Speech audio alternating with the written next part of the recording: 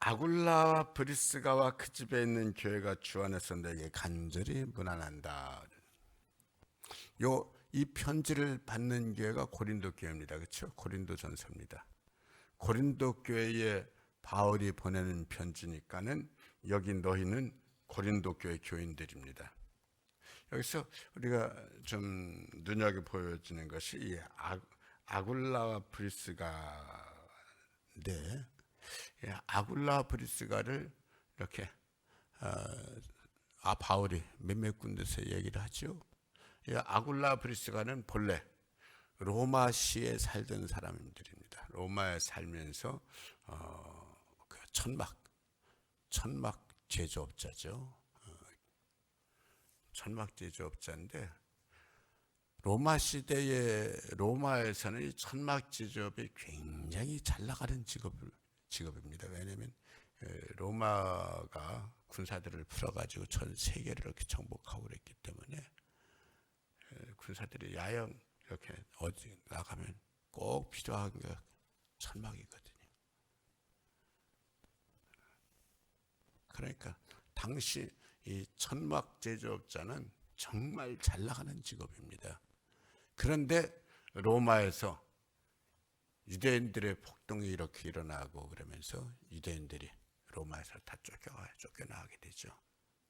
그래, 로마에 살던 이 브리스길라 아굴라 부부가 로마에서 유대인이라는 이유로 쫓겨나가지고는 그 다음에 온 것이, 그 직업 자체가 큰 도시라야지 잘 되는 직업이니까, 당시 로마가 세계 제1의 도시고 고린도가 세계 제3의 도시라고 알려져 있어요. 그래서 우리가 세계사 공부할 때도 코린트 해가지고 많이 공부하던 도시입니다. 고린도로 와가지고 고린도에서 계속해서 천막 제조업을 하고 있는데, 유대인들은 오늘날도 유대인들이 아주 특징이 있습니다.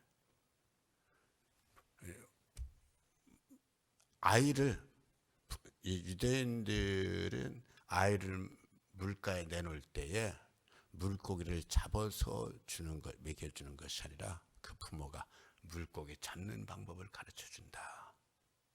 즉 어디서나 생업으로 뭐라든지 먹고 사는 기술 하나씩은 반드시 배웁니다. 오늘날도 마찬가지입니다. 바울이 가말리엘 문화생이잖아요. 본래 그는 학자지요. 바리새인 중에 바리새인이라고 본인 스스로 그랬어요. 가말리엘 문화생, 학자 중에 학자입니다. 그렇기 때문에 바울이 예수 믿기 전에도 율법에 관해서 이렇게 최고의 공부를 했기 때문에 예수를 믿으면서도 율법을 아니까는 이게 제대로 믿을 수가 있는 거예요. 그래서 우리가 가지고 있는 바울서신 13권이 그냥 나온 게 아닙니다. 하나님은 항상 그렇게 하세요. 모세를 들어서 애굽에서 이스라엘 백성들을 탈출시킬 때도 그냥 그 순간에 모세를 들어서 탈출시키는 것이 아니라 벌써 모세가 태어날 때부터 80세의 모세가 애굽에서 백성들을 이끌어 나오는 작업을 했는데, 태어날 때부터 하나님은 특별한 섭리로 개입하셔가지고 모세를 왕궁으로 보내서, 그렇죠? 노예의 아들이 왕궁에서 왕의 아들로 40년을 자랍니다. 왕의 아들로 40년을 자란다는 얘기는 무슨 얘기예요? 한 나라를 이끌어갈 수 있는 모든 왕의 공부를, 통치학을 다 공부했다라는 거예요.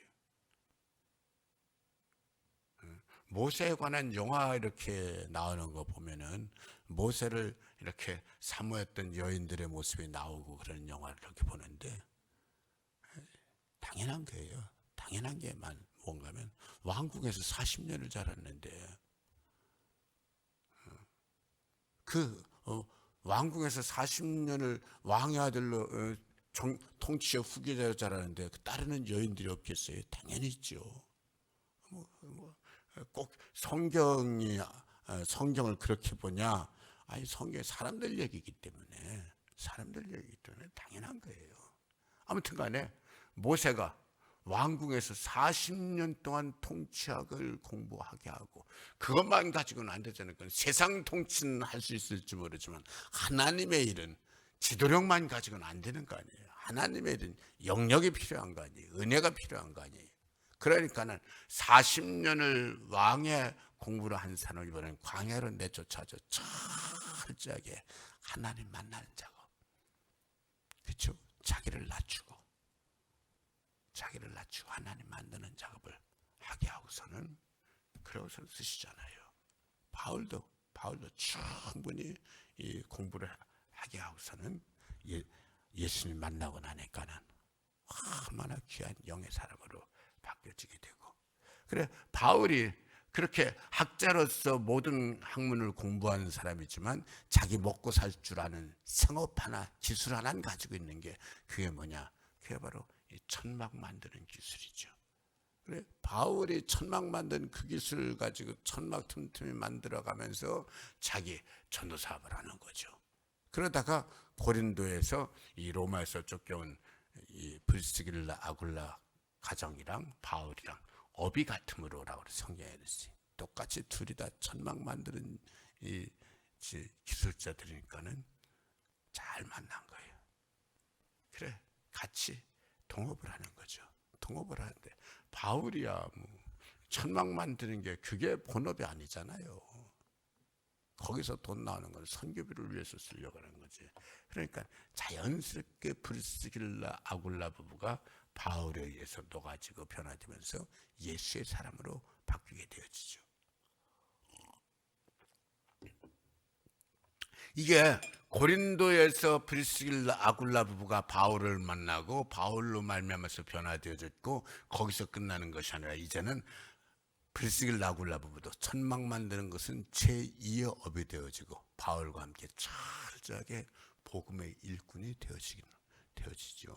그런데 오늘 말씀에서 고린도 교회에 보내는 편지에다가 바울이 하는 말이 브리스길라 아굴라 부부에게 아시아의 교회들이 너에게 문안하고 아굴라 브리스가와 그 집에 있는 교회가 주 안에서 너에게 또 간절히 문안하더라.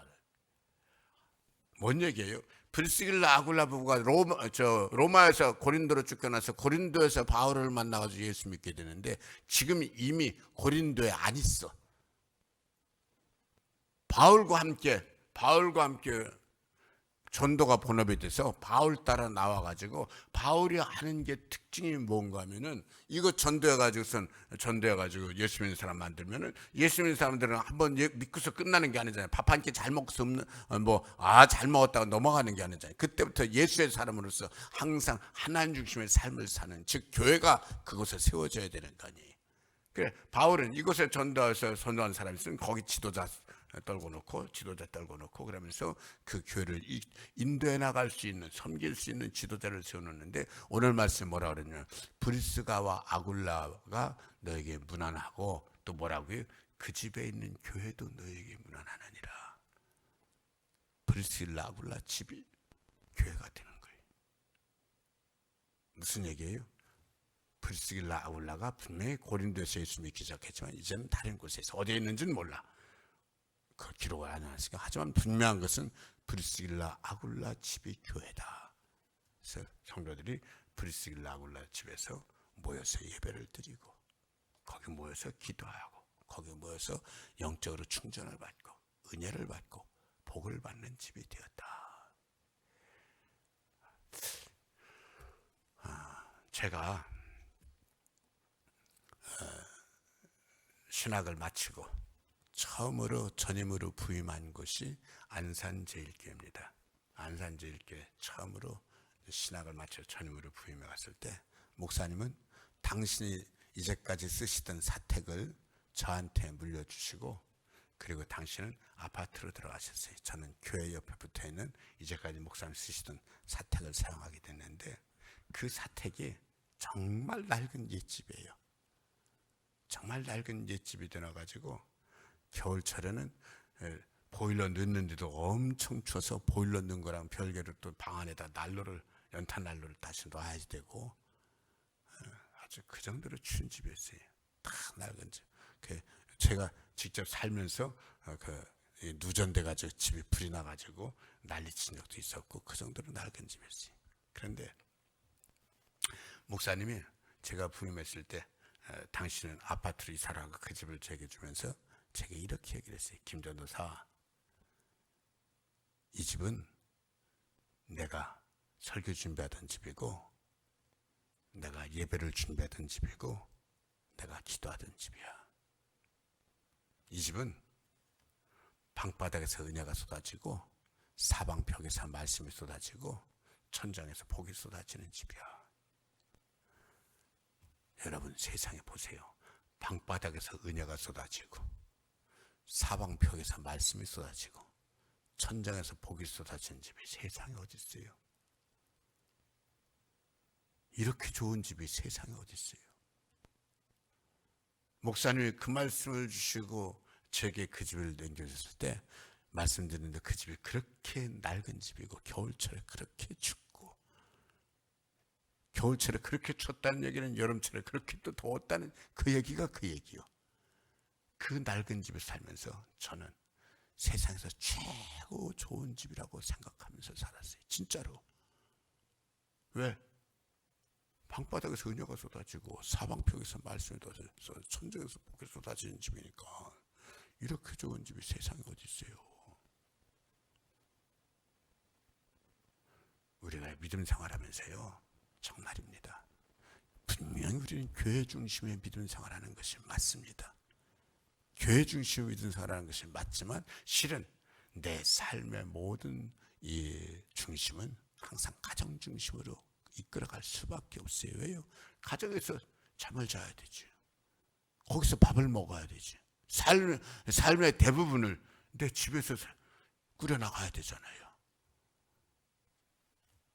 우리가 사는 가정이 복받는 집이 되어야지 되는 거예요. 아멘 하셔도 돼요. 아멘.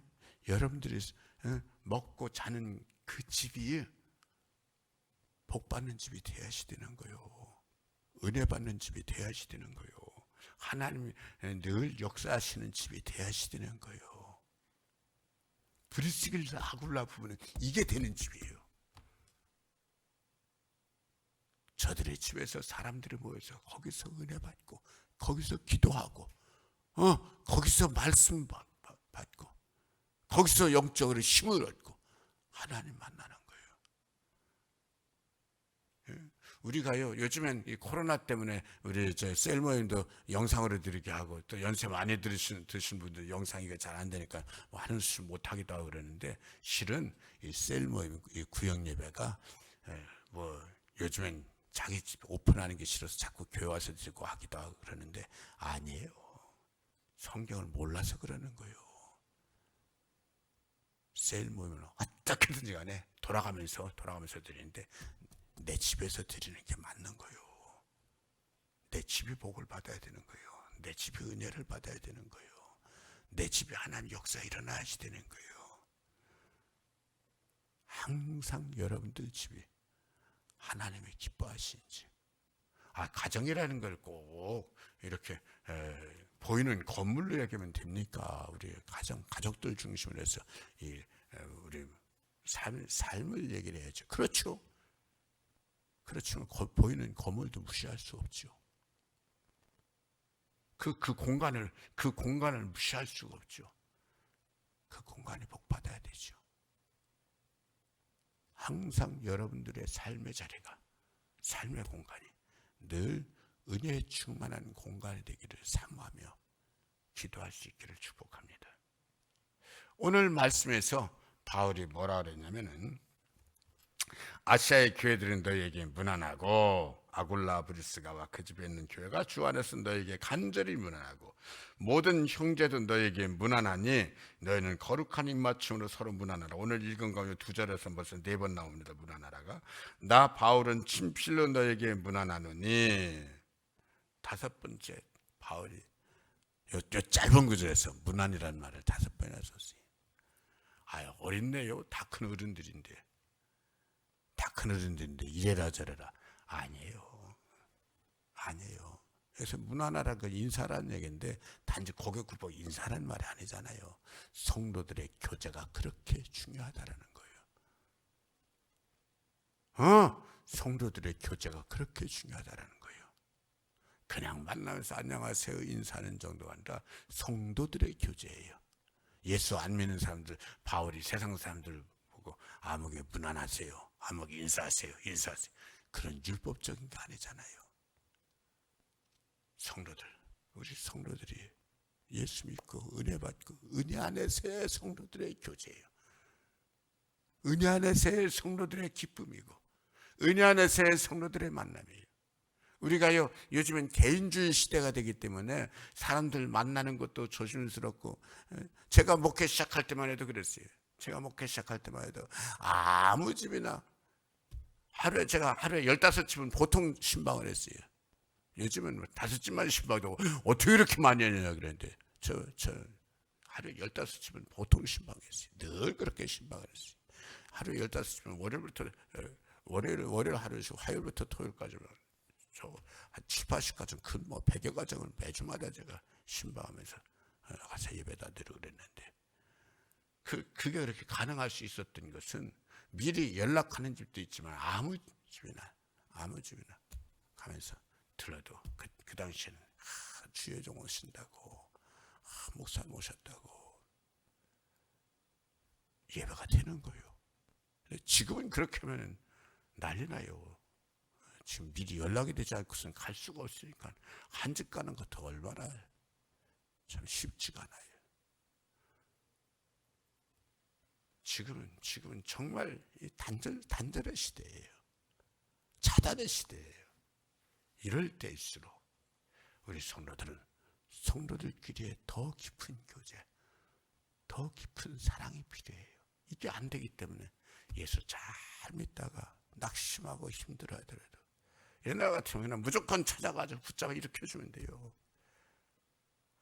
아무개지살 강제로 그 교회 끌고 나와도 성도들끼리 워낙 친분이 있으니까는 그냥 지는 채 딸려 나오면 그러면 다시 또 회복되는 거예요, 은혜가. 요즘은 이게 안 되는 거예요. 이게 마귀가 한 집 딱 넘어뜨리면 이걸 마귀가 손아귀에서 건져내야 되는데, 마귀 아가리에서 이걸 꺼내서 살려내야지 되는데, 이게 이 시대는 정말 어렵습니다. 이게 돼줘야 되는데 성도의 교제는 영을 살립니다. 그 안산에서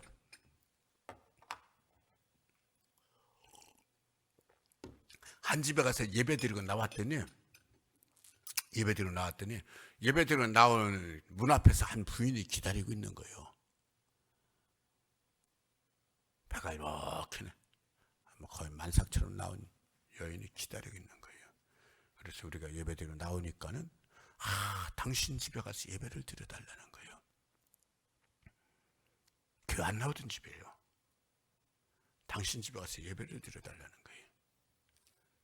그래서 집에 갔죠. 갔더니 예배 드리기 전에 하는 얘기예요.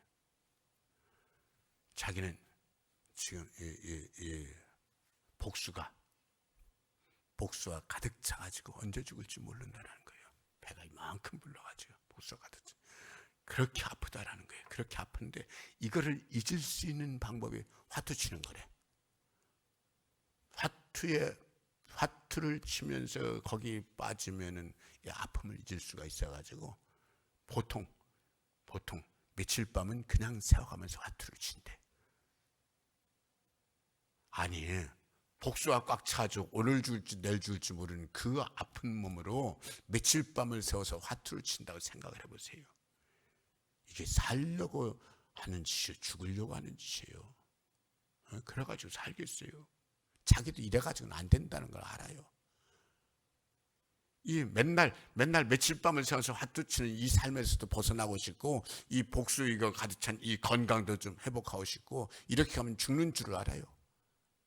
그런데 그날도 며칠 밤을 세워서 화투를 치고 있는데 방 밖에서 찬송 소리가 나오는 거예요. 순간 이 여자가 나 예수 믿어야 된다고, 나 예수 믿어야 산다고. 그러다 보니 옛날에 예수 믿던 사람이에요. 화투짝 내팽개쳐놓고서는 뛰쳐나와가지고 우리 끝나고 나올 때까지 문 앞에서 기다리고 있는 거예요. 기다리고 있다가 우리 나오니까 자기 집으로 가서 그 얘기하고. 그래서 제가 그 내막을 제가 들으니까 얼마나 간절해져요. 간절하게 기도해주고 예배 드려주고. 그날부터 이 여자가 교회를 다시 나오기 시작해가지고 깨끗이 났어요. 예수 다시 믿으면서 깨끗이 났어요. 그리고 권사까지 됐어요. 할렐루야. 여러분요, 성도의 교제는요 인생을 살립니다. 성도의 교제입니다. 세상 인사가 아니라 성도의 교제입니다. 영적 교제입니다. 은혜의 교제입니다. 주변에 힘들어하는 사람이 있으면 쫓아가야 되는 거예요. 이게 성도의 교제예요. 주의 종이 하는 거지. 아니에요. 주의 종 물론 하죠. 성도들이 살려야 되는 거예요. 이게 성도의 교제는 성도의 사랑이에요. 성도의 사랑이에요. 하나님의 은혜가 사람 속에서 역사하는 거예요. 정말로 사랑하는 삶, 주님을 더욱더 사랑하고 주님 더욱더 사랑하는 그 사랑으로 성도들끼리 더욱더 사랑할 수 있기를 축복합니다. 아멘. 아버지 하나님 고맙습니다.